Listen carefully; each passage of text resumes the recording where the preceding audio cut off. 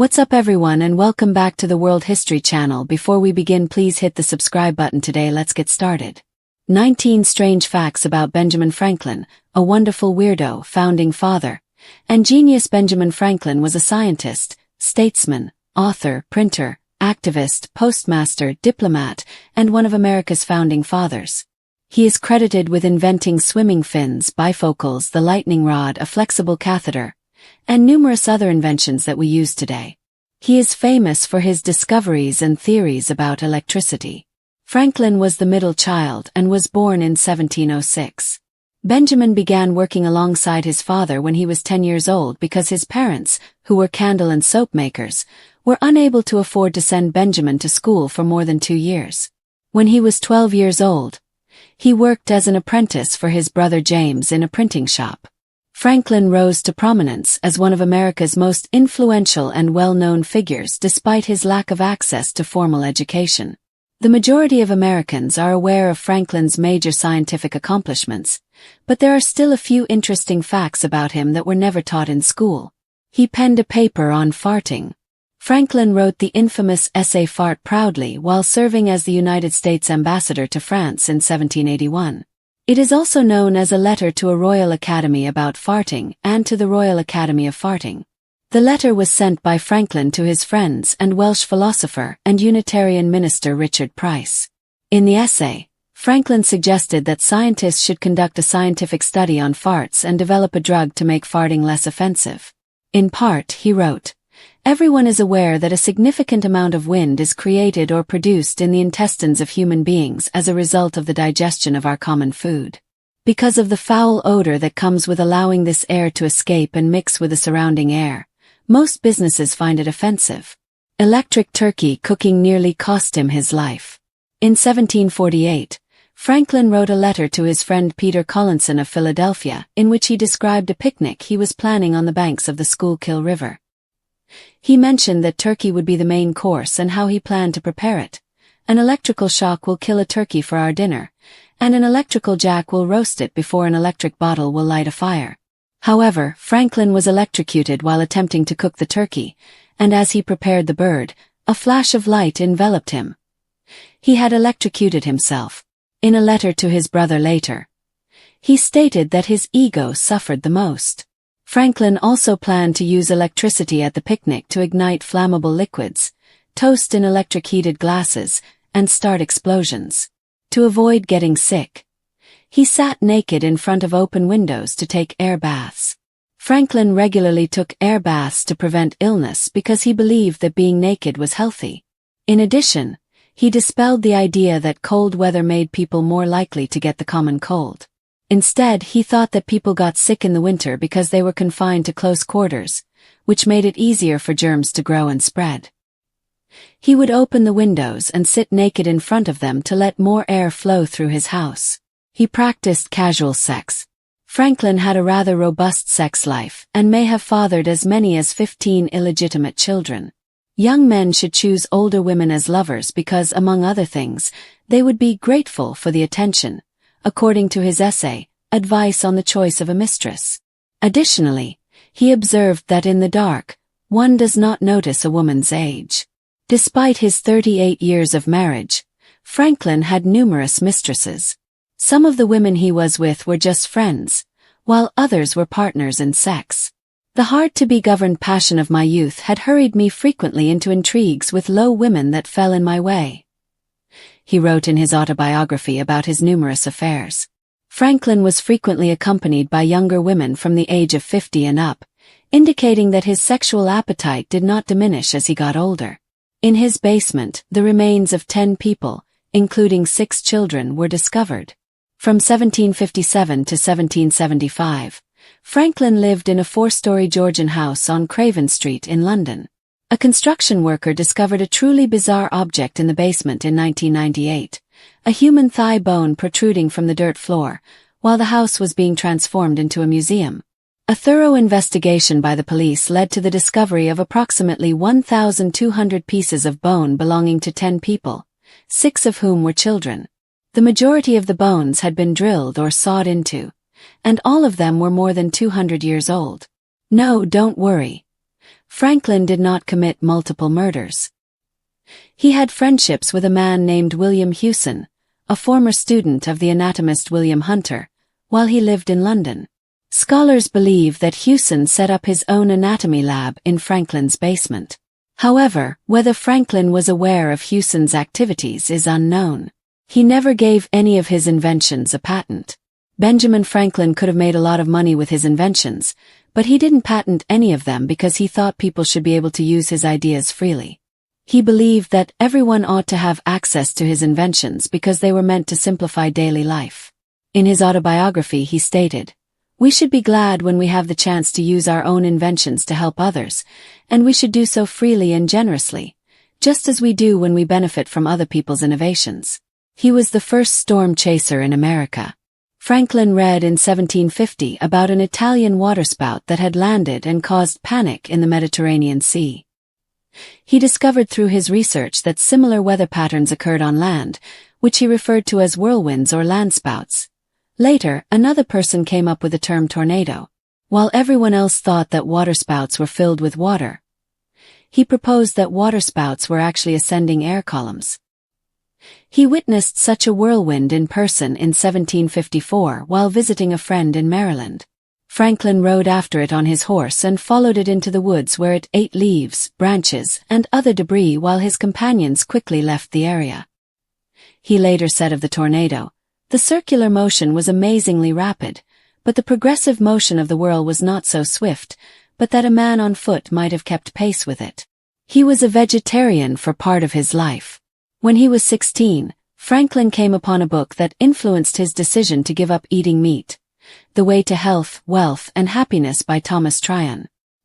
He commented on the way of life, "When about 16 years of age, I happened to meet with a book written by one Tryon, recommending a vegetable diet. I made the decision to enter it. Because he was still single, my brother did not keep a home.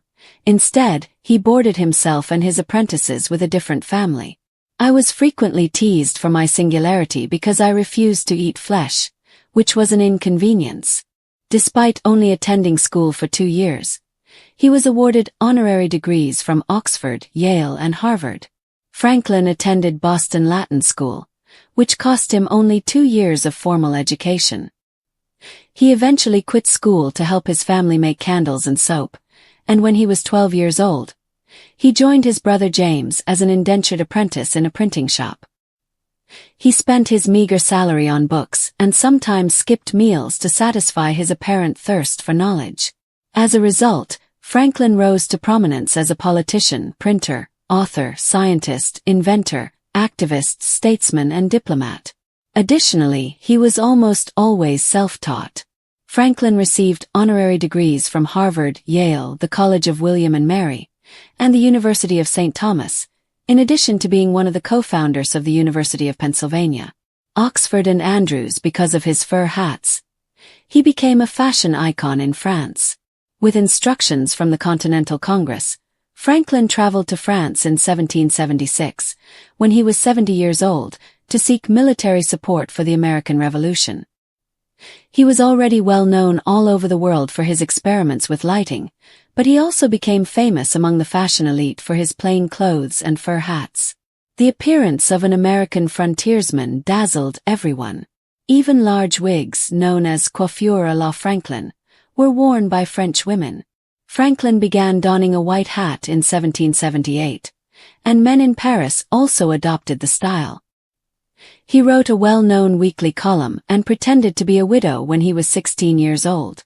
Franklin's brother James launched a weekly newspaper called the New England Courant in the 1720s, and 16-year-old Benjamin decided that he wanted to contribute by secretly submitting the Silence Dogood column. It featured articles written by an apparent widow about fashion, marriage, women's rights, religion, and other topics.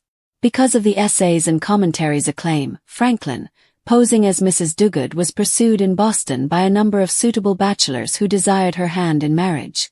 James was dissatisfied when Franklin finally told his brother the truth after writing 14 essays. Franklin quit working for his brother and moved to Philadelphia the following year. Later, his strange gifts to Philadelphia and Boston were worth millions of dollars. Franklin left Boston and Philadelphia £2,000 sterling with a few restrictions in his will when he died in 1790. For the first 100 years, the money was to be held in trust and used only to lend money to local tradespeople. It was possible to spend a certain amount, but the remainder had to be saved for another 100 years. They were utilized in the construction of the Benjamin Franklin Institute of Technology in Boston and the Franklin Institute in Philadelphia. He established the nation's first volunteer fire department. Among Franklin's many acts of kindness was the establishment of the nation's first volunteer fire department. He published a number of articles on the subject in the Pennsylvania Gazette because he was of the opinion that fire prevention methods required improvement. Consequently, the Union Fire Company, also known as Benjamin Franklin's Bucket Brigade, was established in 1736. The International Swimming Hall of Fame inducted him. When Franklin was a kid growing up in Boston, he started swimming for fun. One of his first inventions was a pair of hand paddles that he used to travel on the Charles River. He enjoyed using a kite to skim across the water. In fact, in the 1720s, a friend noticed Franklin's swimming abilities and suggested that he start a swimming school. He didn't, but he was still a big proponent of teaching children to swim. He was inducted into the International Swimming Hall of Fame on an honorary basis later. He was the first celebrity in America. Midway through the 1700s, America was barely noticed by anyone else.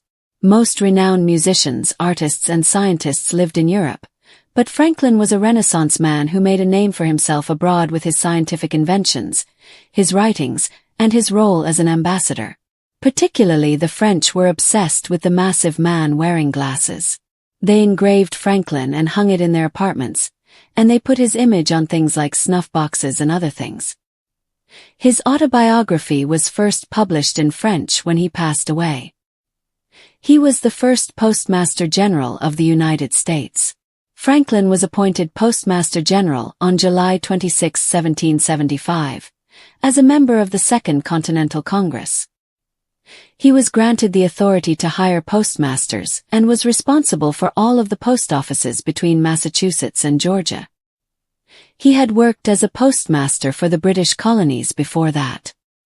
He surveyed roads and post offices, created a straightforward accounting system for postmasters, and assigned riders to transport mail throughout the day and night. The U.S. Chess Hall of Fame inducted him. In 1999, Franklin was elected to the U.S. Chess Hall of Fame. As early as 1733, he began competing in chess tournaments. As the U.S. ambassador to France in the 1770s and 1780s, he spent a lot of time in Paris and frequently sought out challengers to practice his skills. In addition, in his 1779 article titled The Morals of Chess, he claimed that the game strengthened several very valuable qualities of the mind. He came up with an odd musical instrument. If you wet your fingers and run them around the edge of a glass, it will make an eerie sound, as any barfly will tell you. Franklin went to a concert featuring these singing glasses while he was traveling through Europe in the middle of the 1700s. He was fascinated, so he set out to make an instrument to make that sound. The glass harmonica, Franklin's invention, was first shown off in 1761. It was beautifully constructed with blown glass bowls and a foot-powered rod that spun the bowls. To produce a wide range of tones, the player simply wet their fingers and touched the various bowls. The glass harmonica was a huge hit right away, and even Beethoven and Mozart started making music for it. Of all my inventions, the glass harmonica has given me the greatest personal satisfaction, Franklin said of the instrument, which quickly fell out of favor. He came up with his own alphabet. It would appear that Franklin could create anything. In the 1760s, he designed his own phonetic alphabet to be more natural than the existing one. That meant limiting letters to one vowel each and eliminating letters that were thought to be redundant, such as C, J, Q, W, X, and Y. One of the most brilliant minds in American history, Benjamin Franklin is remembered as a founding father, self-taught polymath, inventor, writer, diplomat, philosopher, and Enlightenment rock star in general. However, despite Franklin's historical significance, He was also one of the strangest and most endearing people who helped establish a nation. Franklin was the 15th child of 17 to a poor Boston candlemaker when he was born in 1706. He only received 2 years of formal education before being sent to work. However, he continued to teach himself everything he could, from literature to science. Not only did he achieve political greatness, but he also had some truly bizarre and hilarious moments because of his insatiable thirst for knowledge, his boundless creativity, and his complete lack of shame in marching to the beat of his own drum.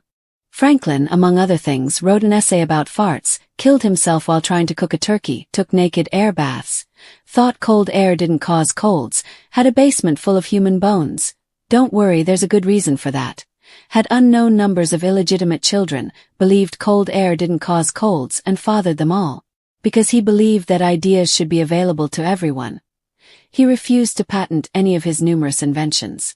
Additionally, he once successfully pretended to be a widow in order to publish a column under the name Silence Dogood.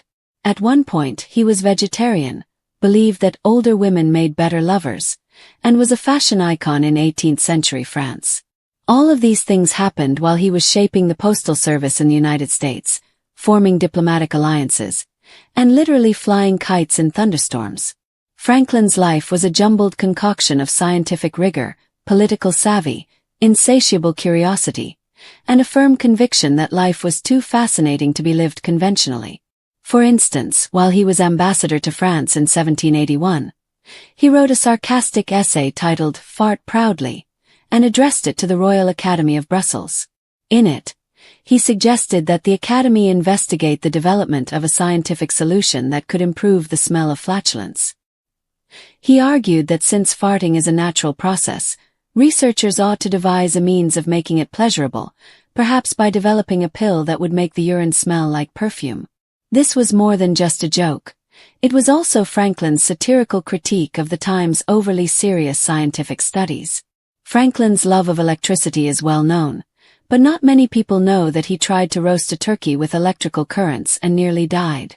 In 1748, he set out to demonstrate that he could use electricity to kill and cook a turkey at a picnic by the river. Instead, Franklin caused such a severe shock to himself that he was knocked out and suffered burns, bruises, and a significant blow to his pride.